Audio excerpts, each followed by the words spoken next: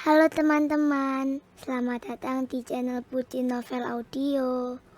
Jangan lupa subscribe ya. Terima kasih. Episode 46.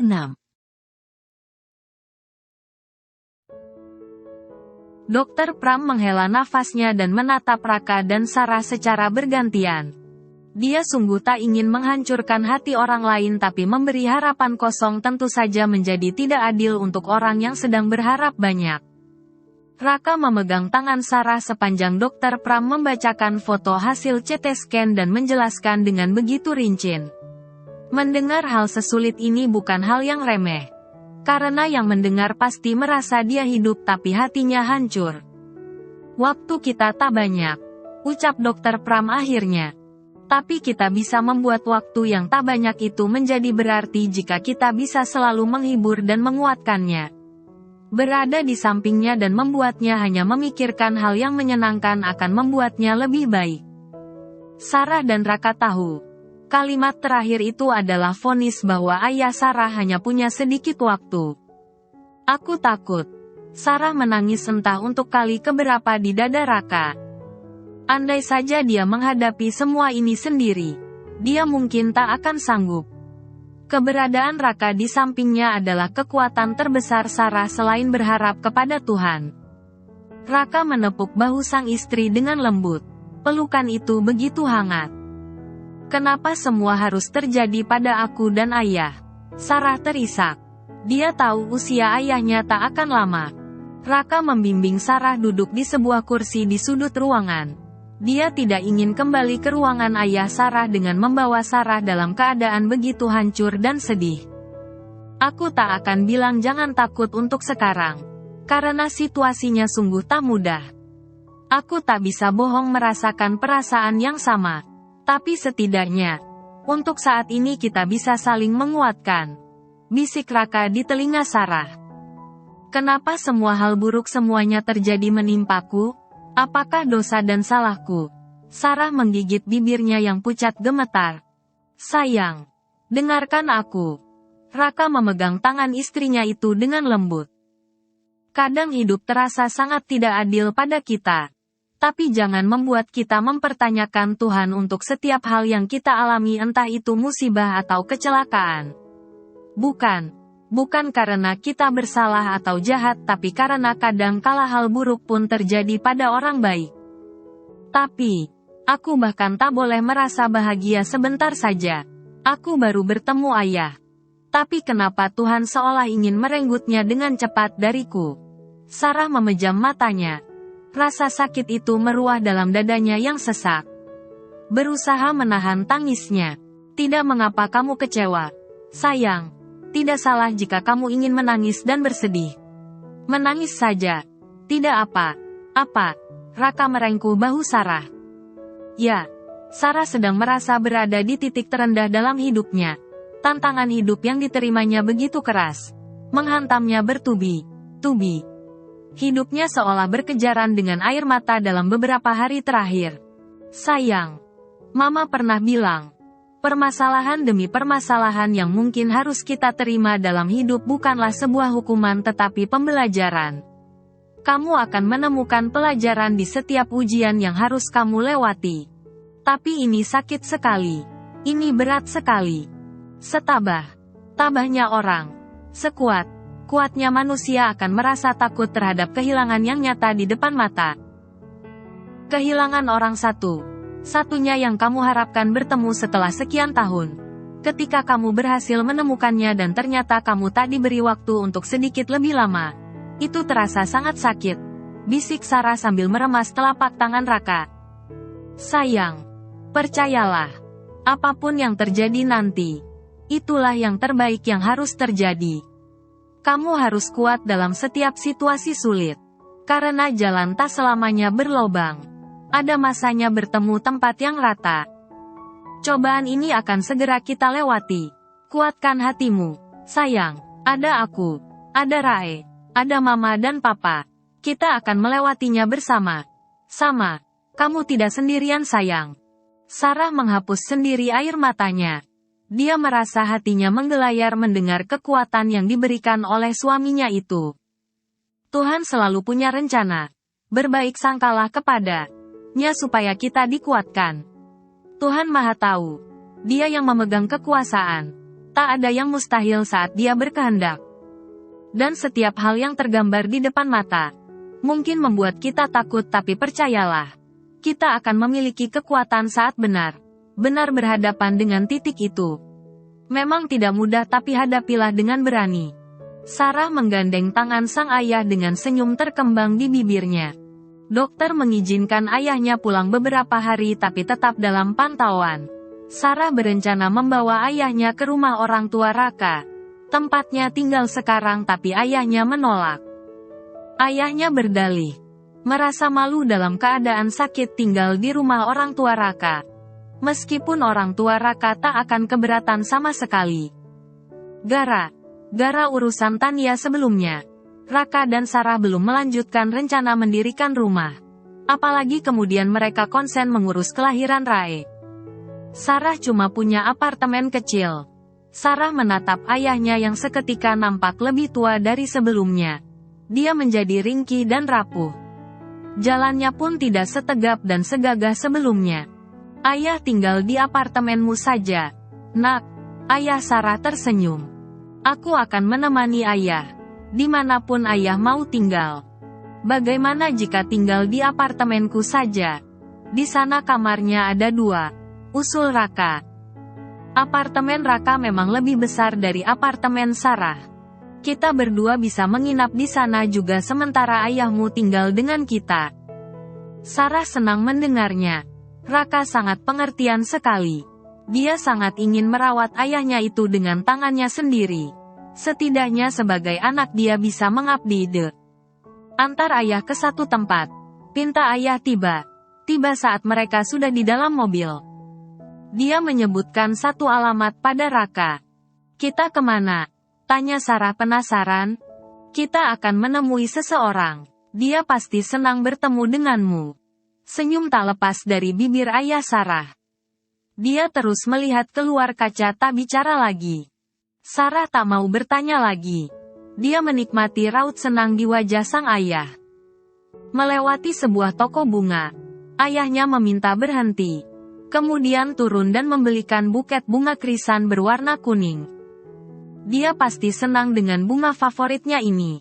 Kalimat itu seperti seseorang yang ingin memberi surprise pada kekasihnya. 1/4 jam kemudian, mereka sampai di depan sebuah tempat dengan gapura besar. Itu adalah sebuah pemakaman umum. Kita akan bertemu ibumu. Ayah Sarah memegang erat tangan Sarah. Saat Sarah menggandengnya dengan mata berkaca-kaca. Dia tidak pernah bermimpi jika akhirnya akan dipertemukan dengan ayahnya dan juga ibunya. Meskipun itu cuma sebuah makam. Sarah merasa hidupnya sungguh berarti. Dia bukan anak yang dibuang dan tak diinginkan. Dia punya orang tua yang sangat mencintai dan menyayanginya. Ayah Sarah membawa Sarah dan Raka pada sebuah makam. Makam ini sederhana. Hanya di dada makam itu tertulis nama Vianney Renata. Kemudian tertera tanggal lahir dan tanggal meninggal. Ibunya ini meninggal pada usia muda, 24 tahun. Sarah baru menyadari, dia dilahirkan pada saat ibunya masih sangat muda. Via, aku membawa anakmu hari ini.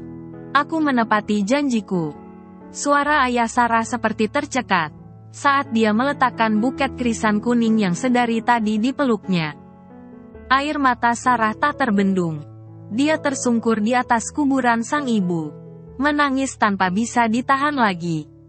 Dia sangat rindu sekali pada momen ini. Meskipun dia sendiri tak tahu seperti apa rupa ibunya. Ibu, ini Sarah. Sarah tak henti mengelus dada pusara itu. Dia benar tak pernah tahu jika akhirnya Tuhan memberinya kesempatan untuk bertemu dengan kuburan ibunya yang telah lama tiada. Raka berada di sebelah Sarah. Dia diam tak bersuara seakan memberi kesempatan Sarah mengeluarkan semua emosi yang dipendamnya itu. Ibumu berulang tahun bulan depan. Aku takut tak sempat membawamu kepadanya. Dia harus melihat anak yang dilahirkannya dengan bertaruh nyawa itu sangat cantik dan baik. Anaknya ini secantik dan sebaik dirinya, ucap ayah Sarah. Senyum di wajah yang sedikit pucat itu merekah. Lalu perlahan tangannya mengeluarkan selembar foto dari balik baju. Kamu pasti ingin melihat seperti apa rupa ibumu. Ayah Sarah mengangsurkan lembaran foto lama itu ke tangan Sarah. Vianney sangat mirip denganmu, nak.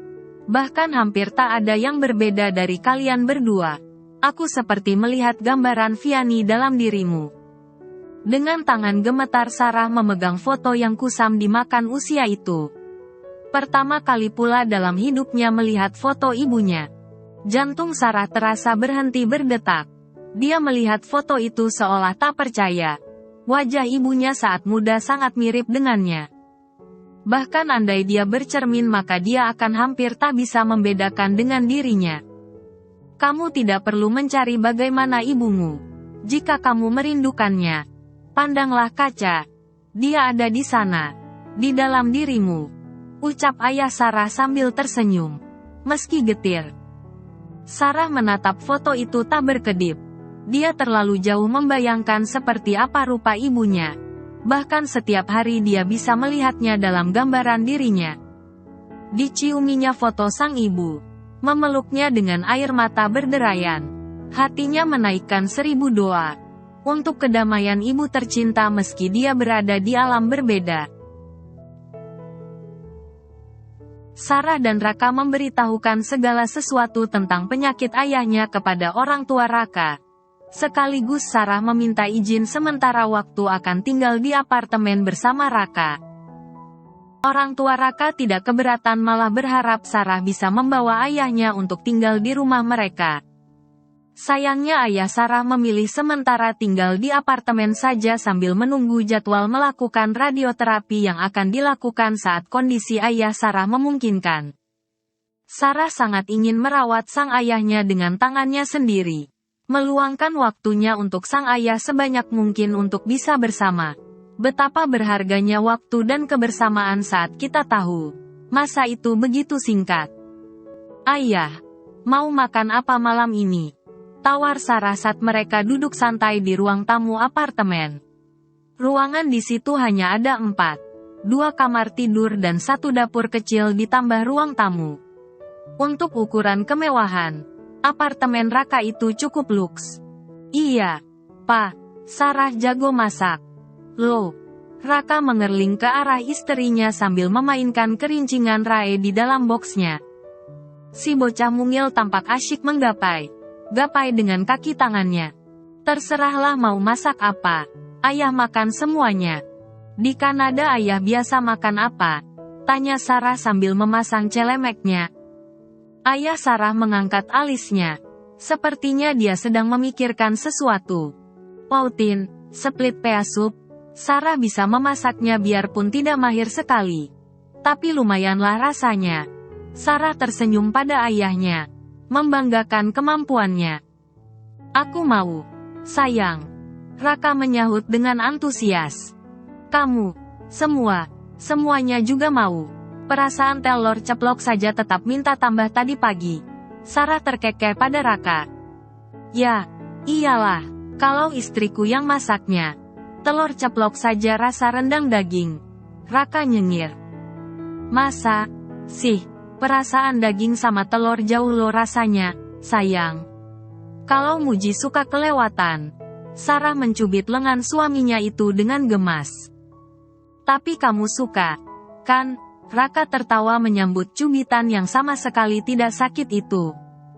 Ayah Sarah menatap mereka dengan perasaan yang sulit diungkapkan. Ada rasa haru dan bahagia bercampur aduk. Tidak salah jika Sarah memilih Raka menjadi suaminya. Dia begitu penyayang dan tampak mencintai Sarah dengan sepenuh hati. Tidak ada yang dikhawatirkannya lagi jikapun dia harus pergi dari dunia ini. Hari ketiga.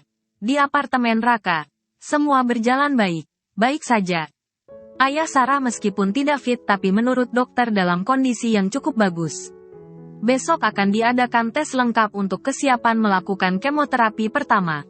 Ayah. Malam ini ayah harus makan yang banyak.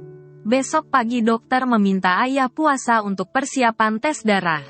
Ayah Sarah mengangguk dengan semangat, menatap pada semangkok sup ayam ginseng yang dibuat Sarah dan cah sawi jamur yang tertata memikat di atas meja.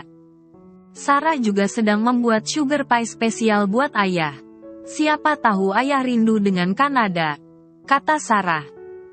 Ayah tak pernah merindukan Kanada lagi sejak ayah berada di sini, sahut ayah Sarah sambil memandang Sarah dengan perasaan sayang. Nak, tiba ayah Sarah seperti teringat pada sesuatu. Ya, bisakah kamu membuatkan ayah sesuatu besok pagi? Apa? Ayah sangat ingin makan sesuatu. Apa itu? Orek tempe. Orek tempe. Dulu ibumu sering membuatkan ayah orek tempe. Rasanya sedikit pedas tapi manis dan gurih. Sarah tersenyum pada ayahnya. Masakan sederhana itu dia pernah melihat Mbok Yem membuatnya. Aku akan membuatnya setelah ayah periksa darah.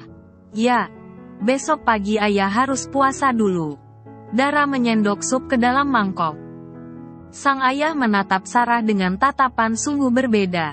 Tapi senyum itu begitu bahagia. Dengan lembut ditangkapnya tangan Sarah.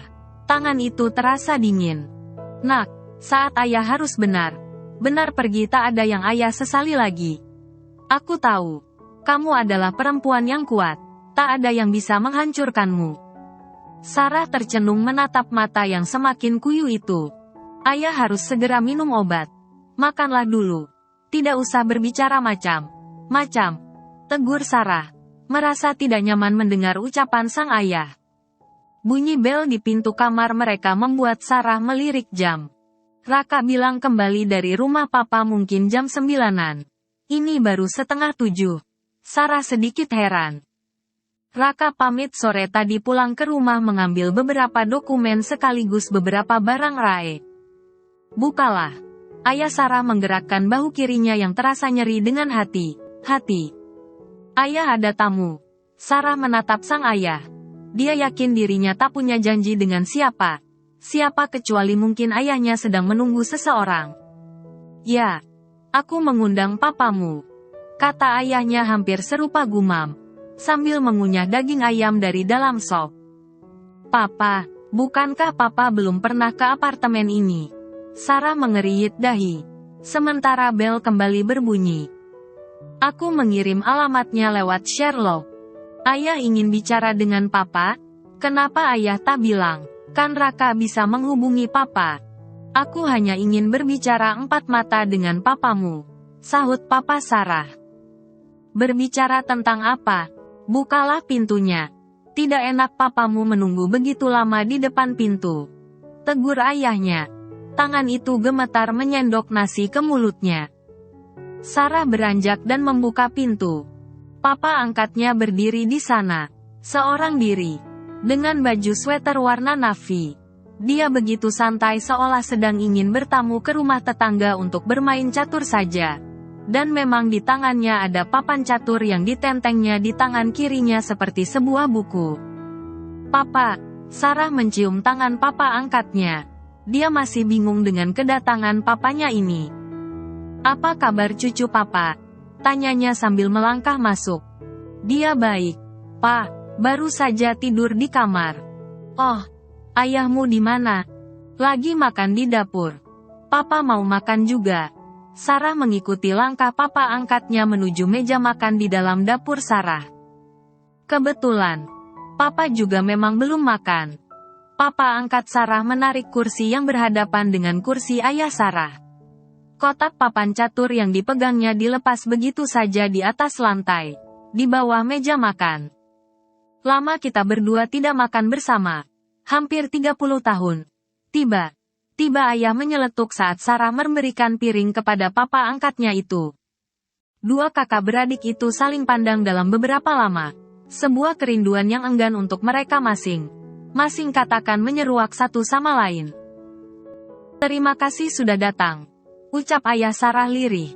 Beberapa saat kemudian mereka berdua menikmati makan malam sederhana itu, sambil terlibat dalam pembicaraan ringan tentang kenangan masa kecil mereka. Lalu setelah mereka menyelesaikan makan malam, mereka berdua duduk berhadapan di tempat yang sama menghadap papan catur.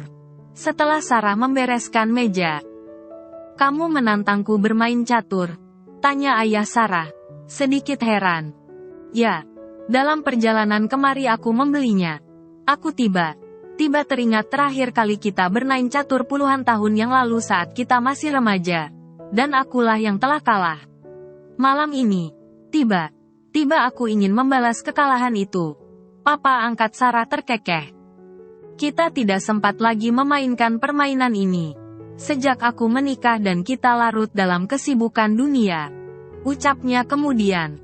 Terdengar lirih sambil menyusun bidak di atas papan. Catur adalah bukan hanya tentang kalah dan menang, tapi soal strategi untuk bertahan seperti halnya hidup. Setiap langkah yang kita pilih menentukan bagaimana yang akan terjadi di depan nanti. Ini tentang tujuan hidup yang ditentukan oleh tujuan tindakan kita. Apa yang kita lakukan di masa lalu selalu mempunyai kaitan yang dengan apa yang terjadi di masa depan. Ayah Sarah berucap.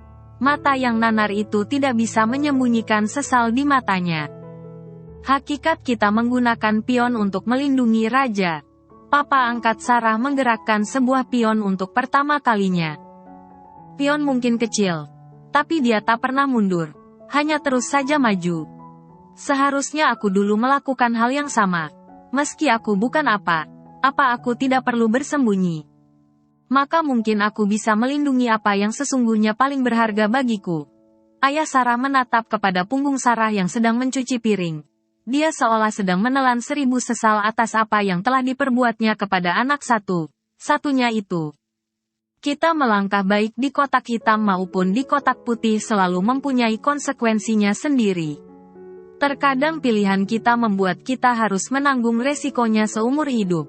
Hanya karena kita menyepelekan berdiri di tempat hitam ataupun putih. Ayah Sarah membalas dengan sebuah gerakan pion. Tetapi matanya tertuju pada bidak ratu. "Bidak ratu. Kenapa kita selalu merasa dia sangat penting? Dia bisa bebas berjalan ke segala arah. Betapa sayangnya jika mati lebih dulu. Di dunia ini mungkin kita mempunyai seseorang yang menurut kita sangat berharga dan begitu penting. Yang bahkan jika kita merasa tanpa adanya dia kita tidak bisa berbuat apa-apa. Padahal sesungguhnya, kita tetap bisa memenang permainan meski tanpa seorang ratu." Papa angkat Sarah mengerutkan kening pada adiknya, dan urung menggerakkan sebuah bidak yang akan dijalankannya. "Kita sebenarnya bermain catur atau sedang membicarakan apa?" Papa angkat Sarah melipat tangannya di atas dada. "Kita berbicara tentang hidup kita yang sesungguhnya. Dan tentang sebuah rahasia yang ingin kukatakan sekarang. Entah kamu akan memaafkan atau membunuhku setelah mendengarnya. Tapi, aku tak ingin membawanya sampai aku mati." Ayah Sarah menegakkan tubuhnya yang ringkih, sambil menelan ludahnya yang tiba-tiba terasa sangat pahit. "Kita sebenarnya bermain catur atau sedang membicarakan apa?" Papa angkat Sarah melipat tangannya di atas dada. "Kita berbicara tentang hidup kita yang sesungguhnya. Dan tentang sebuah rahasia yang ingin kukatakan sekarang. Entah kamu akan memaafkan atau membunuhku setelah mendengarnya. Tapi, aku tak ingin membawanya sampai aku mati." Ayah Sarah menegakkan tubuhnya yang ringkih, sambil menelan ludahnya yang tiba-tiba terasa sangat pahit. Papa angkat Sarah menyandarkan punggungnya di kursi makan itu, menatap lurus ke wajah adiknya yang kini terlihat lebih tua dari dirinya. Selaksa penderitaan telah membuatnya merenta lebih cepat. Ayah Sarah memegang bidak raja miliknya sendiri. Sebenarnya tak ada yang istimewa dari seorang raja kecuali dia terlihat lebih tinggi dari yang lain. Entah itu pion, menteri atau bidak apapun dari tempat yang berlawanan bisa saja membuatnya mati. Seperti kegagalan kita dalam hidup ini bisa berawal dari apa saja meskipun kita merasa kita begitu tak terkalahkan. Kita bisa dijatuhkan bahkan dari hal yang menurut kita begitu sepele. Dan aku telah mengalaminya. Mengalami kegagalan hidup hanya karena hal yang kuanggap begitu sepele. Ayah Sarah mengerjapkan matanya yang mengabur oleh air. Ada yang terasa perih di sana. Aku tahu. Kamu menghilang begitu lama. Hanya karena seorang perempuan dan frustasi karena ditinggalkan mendiang istrimu. Tapi untuk hal itu aku tidak mempermasalahkannya sekarang. Apalagi Sarah telah begitu berlapang dada menerimamu kembali. Lupakan saja masa lalu itu. Tidak perlu melihat ke belakang lagi. Suara papa angkat Sarah begitu tenang dan berkesan sangat menghibur. Aku tidak akan pergi begitu lama jika hanya karena hal itu. Ayah Sarah menyahut getir. Apa maksudmu? Aku hanya tak ingin membuat segala sesuatu berantakan karena ulahku. Apa yang tidak ku tahu? Winarta, papa Sarah menyorongkan tubuhnya ke depan dengan alis berkerut. Aku pergi karena satu alasan. Kenapa? Karena istrimu. Jawaban pendek ayah Sarah membuat papa angkat Sarah tercengang. Sejenak dia mematung menatap ke arah adik kandungnya itu. Karena Mita, ayah Sarah bungkam 1000 bahasa. Tapi matanya menatap begitu dalam dengan matanya yang cekung kepada kakaknya. Kenapa dengan Mita? Pertanyaan itu bergetar sampai di telinga ayah Sarah. Karena dia sangat ingin menghancurkanku. Kenapa? Ada apa antara kamu dan Mita? Aku dan Mita melakukan satu kesalahan di masa lalu yang mungkin tak termaafkan. Apa maksudmu? Saat aku mabuk di pesta ulang tahunmu. Papa angkat Sarah menegang di atas kursi. Wajahnya merah hampir membiru. Apa yang terjadi? Pertanyaan itu meluncur dengan gemetar sementara kedua tangannya mengepal di atas meja. Kami melakukan hubungan tak senonoh di dapur rumahmu. Pengakuan itu seperti petir yang menyambar muka papa angkat Sarah. Bersambung dulu ya teman-teman.